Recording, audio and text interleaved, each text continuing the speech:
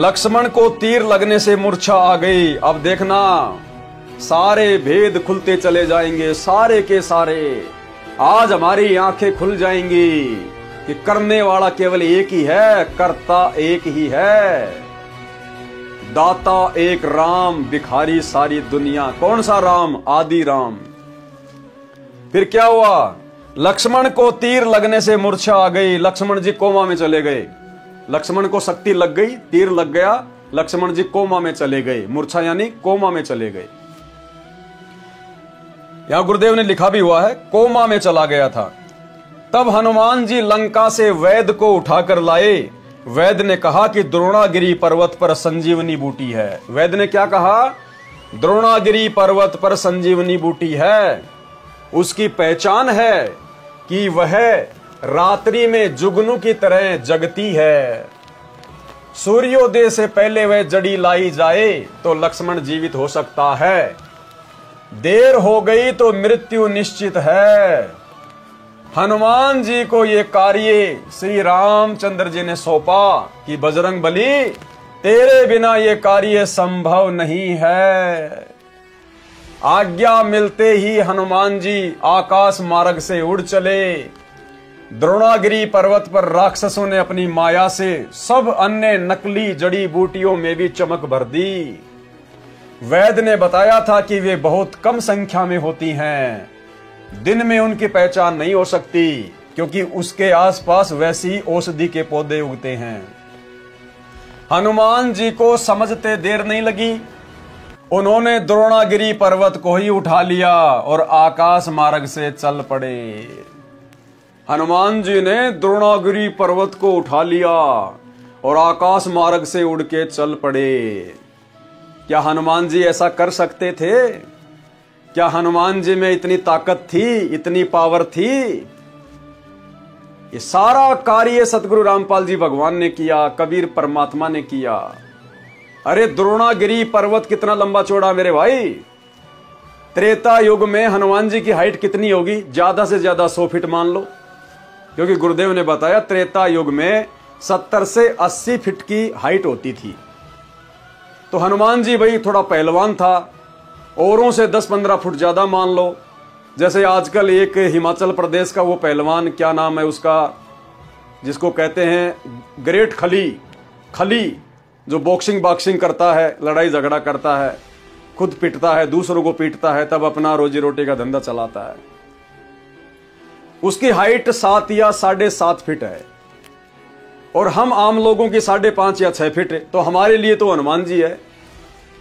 आप और हम आज वर्तमान वालों के लिए तो हनुमान हो गया। तो ऐसे ही हनुमान जी था। राम और लक्ष्मण से थोड़ी सी ऊंची हाइट मान लो उसकी। तो 100 फीट की हाइट हनुमान जी की। और द्रोणागिरी पहाड़ की हाइट कितनी मेरे भाई? हजारों फुट ऊंचा और कई किलोमीटर लंबा। उसको वो 100 फीट का आदमी कैसे उठा लेगा? ये काम भी हमारे गुरुदेव ने किया, कबीर भगवान ने किया। और गुरुदेव भगवान ने जो पाठ प्रकाश की वाणियां आप और हमारे घरों में चल रही हैं, उसमें गुरुदेव ने स्पष्ट कर दिया कि कबीर परमात्मा जी ने, यानी हमारे पूज्य गुरुदेव सतगुरु रामपाल जी भगवान ने, जो कि वर्तमान में स्वयं कबीर परमात्मा धरती पे प्रकट हैं, उस समय इन्होंने अपनी सिद्धि से, अपनी शक्ति से, और भाइयों और बहनों 100 योजन लंबे हाथ किए। 100 योजन लंबे, 100 योजन लंबे हाथ कर दिए कबीर परमेश्वर सतगुरु रामपाल जी ने, सूक्ष्म रूप में। उस हनुमान को पता नहीं चल रहा। हनुमान तो अपने हिसाब से अपनी ताकत लगा रहा था। हनुमान को नहीं पता इस बात का कि तेरे पीछे कौन शक्ति है, सूक्ष्म रूप में कौन क्या खेल खेल रहा है। कबीर परमेश्वर सतगुरु रामपाल जी ने उस पहाड़ को उठाने के लिए 100 योजन लंबे हाथ कर दिए। 100 योजन, 1 योजन में 4 किलोमीटर होता है या कितना होता है? गुरुदेव ने बताया 400 किलोमीटर लंबे हाथ कर दिए भगवान ने। उस हनुमान को नहीं पता इस बात का। और ये जो हिसार जेल से ऑडियो आ रही है ना, इसमें परमात्मा ने वो भेद बताया कि वो कैसे किया। गुरुदेव ने बताया कि वो जो पहाड़ था ना, वो पहाड़ वो परमात्मा ने उठाया था, द्रोणागिरी पहाड़ है। हनुमान जी के बस की बात नहीं थी, वो तो बालक था, वो कभी पहाड़ उठा सकता है क्या?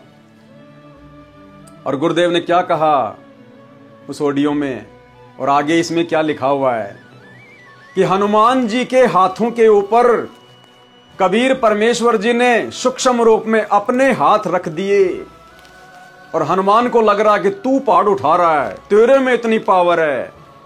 और कबीर परमेश्वर जी ने, हमारे पूज्य गुरुदेव भगवान ने हनुमान जी के हाथों पर सूक्ष्म रूप में अपने हाथ रखकर और फिर उस द्रोणागिरी पहाड़ को उठाया।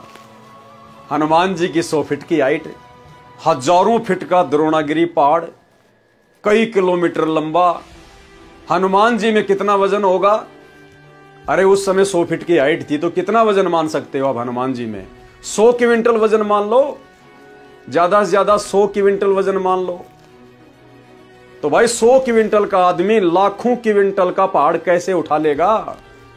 तो ये सारा खेल गुरुदेव भगवान का किया हुआ है। सुनिए गुरुदेव का सत्संग। ग्रीव अंगद और सुग्रीव सब हनुमान हितकार, द्रोणागिरी को ले उड़ा लक्ष्मण के उपचार। बच्चों एक बात विचार करो, हनुमान जी ने पहाड़ उठा दिया, कितना बड़ा द्रोणागिरी उठाया जा सकता है? ये मूसल उठाया, ये सारा खेल दाता का था, वो भी उठा लिया और फिर उड़ के भी चल पड़ा। हाय हाय करे करा वैसाइया, मन में लहर उठा, दादू से तरजीव के आप बगल हो जा। तो भाई और बहनों समझ में आ गया होगा कि सारा काम कौन कर रहा है। इसी प्रकार जैसे हनुमान जी को नहीं पता चला और गुप्त रूप में, साइलेंट रूप में सारा कार्य किसने किया? गुरुदेव भगवान ने। इसी प्रकार भाई और बहनों वर्तमान में सात संगति के माध्यम से जो वीडियो बनाए जा रहे हैं, गुरुदेव के कर कमल से लिखित गूढ़ रहस्य युक्त पुस्तकों के ये निष्कर्ष निकलकर सामने आ रहे हैं। ये मुझ 2 कोड़ी के जीव पवन दास की औकात नहीं है, इस मिट्टी के पुतले पवन दास की औकात नहीं है। हनुमान जी की तरह जैसे वो पहाड़ को उठाते हुए दिखाई दे रहे थे, इसी प्रकार ये बोलता हुआ तो पवन दास दिखाई दे रहा है। लेकिन भाई और बहनों सूक्ष्म रूप में कबीर परमेश्वर सतगुरु रामपाल जी भगवान ही ये शब्द बाहर निकलवाते हैं। अपने द्वारा लिखी गई गूढ़ रहस्य युक्त पुस्तक में छुपे हुए गूढ़ रहस्य, भला मेरे जैसा 2 कोड़ी का मिट्टी का पुतला कैसे आपको समझा देगा और कैसे मैं समझ लूंगा? ये 2012 से लिखी हुई है, अभी 2 महीने से हमारे दिमाग में बातें क्यों आई हैं? आज से पहले क्यों नहीं आई ये बातें? हमारे दिमाग में तो ये भी नहीं आया कि क्या गुरुदेव ने अपनी पुस्तकों में ऐसे ऐसे रहस्य छुपा रखे हैं। तो भला उन रहस्यों को हम क्या जानेंगे, क्या हम उनका निष्कर्ष निकालेंगे? तो करे करावे साइया, मन में लहर उठा, दादू सिर धर जीव के आप बगल हो जा। मुझे तो अपनी औकात का पता है भाई, अच्छे से पता है मुझे तो भाई और बहनों ठीक इसी प्रकार वीडियो बनाता हुआ मैं दिखाई दे रहा हूं, सब कुछ करता हुआ आप लोगों को दिखाई दे रहा हूं। मुझे भी यही लग रहा है कि मैं ही कर रहा हूं, जैसे हनुमान जी को लग रहा था कि मैं ही कर रहा हूं, मैं ही उठा रहा हूं पहाड़। लेकिन भाई और बहनों आज आप और हमें तो परमात्मा ने इतनी समझ दे दी कि आप और हमारी कोई औकात नहीं है। तो बैकग्राउंड में सूक्ष्म रूप में सतगुरु रामपाल जी भगवान जब ये दास ये वीडियो बनाता है, उस समय भाई और बहनों परमात्मा दास के साथ में ही रहते हैं।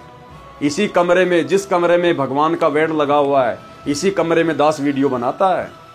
तो परमेश्वर की उपस्थिति और उनके विशेष आशीर्वाद के बिना एक शब्द के ऊपर भी निष्कर्ष नहीं निकाला जा सकता। एक शब्द के ऊपर भी। एक बात बताइए, ये वेदों का ज्ञान किसने दिया?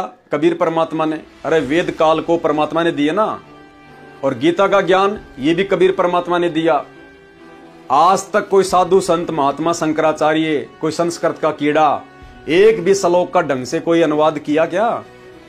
आज वर्तमान में उसी कबीर परमात्मा ने प्रकट होकर और उन गूढ़ रहस्यों का खुलासा किया जो कोड वर्ड में श्लोक हैं गीता वेद कुरान पुराण के। तो भला आज जब वही कबीर परमात्मा संत रूप में धरती पे प्रकट होकर अपने कर कमल से पुस्तक लिखेगा, तो ये पुस्तकें तो वेदों और गीता जी के श्लोकों से भी सैकड़ों गुना ज्यादा कठिन है। एक भगत भला इनको कैसे समझा देगा? क्या औकात है? तो ये सारा खेल सूक्ष्म रूप में गुरुदेव भगवान का है। आप और हमें तो फोकट की झूठी महिमा मिल रही है, फोकट की झूठी महिमा। लेकिन भाई दास वो नल और नील वाला काम नहीं कर सकता, क्योंकि परमात्मा ने पहले दास को ठोक बजा के तैयार किया है कि बेटा मैं करे तो मारिए, तू करे तो छूट बे, इस मार में होशियार बंदे गधा बने के ऊंट बे।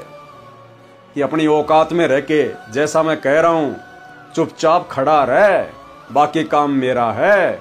जैसे हनुमान जी के हाथों पे हाथ रख के सूक्ष्म रूप में, और द्रोणागिरी जैसे पहाड़ को उठा दिया, जिस पहाड़ को ये काल नहीं उठा सकता। अगर काल इतना ही महाबली है तो समुद्र पे पुल बना देता, वो भी नहीं कर पाया।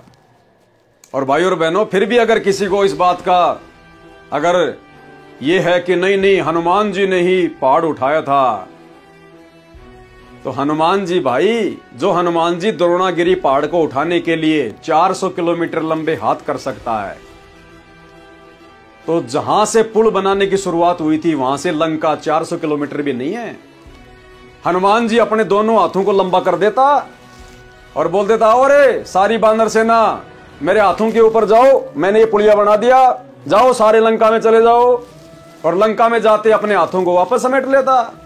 अगर हनुमान जी में इतनी अगर पावर थी तो हाथ लंबे करने की, वो लंबा जो रूप बनाया जाता था ना कुंभकर्ण को मारने के लिए, जो लंबा रूप बनाया था, वो भी इसी कबीर परमात्मा सतगुरु रामपाल जी ने बनाया था। ये सारे भेद अब समझ में आएंगे भाई और बहनों। अब अरे जब लंकापति रावण श्री रामचंद्र जी से नहीं मारा गया, उसको भी कबीर परमेश्वर सतगुरु रामपाल जी ने उसी प्रकार सूक्ष्म रूप बना के, वो तीर कमान तो लेके श्री रामचंद्र जी खड़ा था। और गुरुदेव ने बताया, आगे लिखा हुआ है कि कबीर परमात्मा ने श्री रामचंद्र जी के हाथों पे हाथ रखे और फिर वो निशाना मारा, तब रावण मरा था। अन्यथा श्री रामचंद्र जी को तो 6 महीने हो गए थे। विभीषण ने भी बता दिया था कि इसकी नाभि में अमृत कुंड है, जब तक वहां तीर नहीं मारोगे ये नहीं मरेगा। 6 महीने हो गए थे रामचंद्र जी को तीर मारते हुए, रावण की नाभि में तीर नहीं लग रहा था। अंत में कबीर परमेश्वर सतगुरु रामपाल जी ने, जब रामचंद्र जी अंतिम प्रयास कर रहा था रोता रोता दुखी होके, तब परमात्मा ने, दयालु परमेश्वर ने उसकी पुकार सुन के उसके हाथों के ऊपर अपने सूक्ष्म हाथ रखे और भगवान ने लगाया निशाना। तो भला रामचंद्र जी से रावण नहीं मरा, और रावण से कई गुना लंबा चौड़ा विभीषण, वो हनुमान से कैसे मर जाएगा? जब भगवान से रावण नहीं मरा तो भला रामचंद्र जी से कुंभकर्ण कैसे मर जाएगा? माफ करना भाई और बहनों, थोड़ी देर पहले दास जो है कुंभकर्ण की जगह विभीषण बोल गया, माफी चाहता हूं। अब देखो परमात्मा ने दे दिया एग्जाम्पल, यहीं पे एग्जाम्पल दे दिया परमात्मा ने, यहीं पे दे दिया एग्जाम्पल। दास तो नाम भी भूल गया उसका, रावण के भाई का, कुंभकर्ण की जगह विभीषण बोल गया, क्योंकि मैटर वही चल रहा है कि करे करावे साइया मन में लहर उठा। तो गुरुदेव ने तुरंत आपके सामने एग्जाम्पल भी रख दिया कि अगर मैं 1 सेकंड भी अगर जब ये वीडियो बनाता, अगर मैं इससे दूर हो जाऊं, ये तो रावण के खानदान के नंबर भी नहीं बता पाएगा, नाम भी नहीं ढंग से ले पाएगा। इसको तो कुंभकर्ण का नाम भी ध्यान नहीं आ रहा था। तो भाई और बहनों, ये सारा खेल परमात्मा का है, दास की कोई औकात नहीं है। तो जब श्री रामचंद्र जी भगवान होकर रावण को नहीं मार पाए, और रावण से कई गुना ज्यादा बलशाली उस कुंभकर्ण को भला रामचंद्र जी का भगत हनुमान कैसे मार देगा? तो भाई और बहनों, सारा खेल कबीर परमात्मा सतगुरु रामपाल जी का। तो क्या कह रहे हैं यहां पर? उन्होंने द्रोणागिरी पर्वत को ही उठा लिया और आकाश मार्ग से चल पड़े।